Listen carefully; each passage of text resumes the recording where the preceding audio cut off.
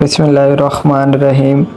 بے شک پرہیزگار بہشتوں اور چشموں میں ہوں گے، اور جو نعمتیں ان کا پروردگار انہیں دیتا ہوگا انہیں لے رہے ہوں گے۔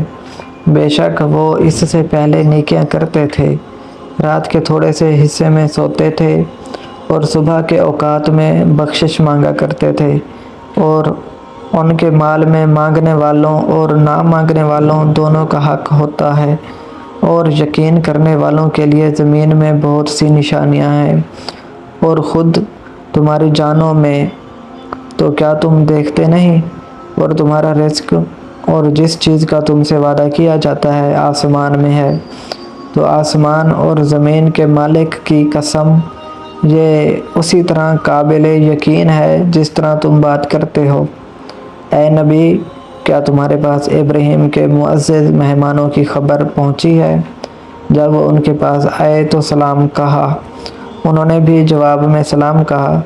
دیکھا تو ایسے لوگ کہ نہ جان نہ پہچان۔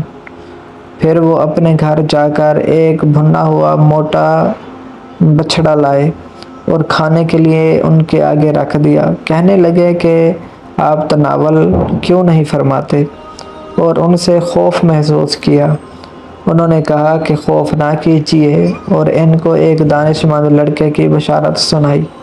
تو ابراہیم کی بیوی چلاتی آئیں اور اپنا منہ پیٹ کر کہنے لگیں کہ ایک تو میں بڑھیا، اوپر سے بانجھ۔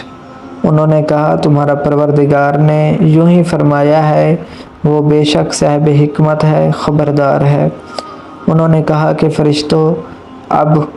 ابراہیم نے کہا کہ فرشتوں، اب تمہارا اصل کام کیا ہے؟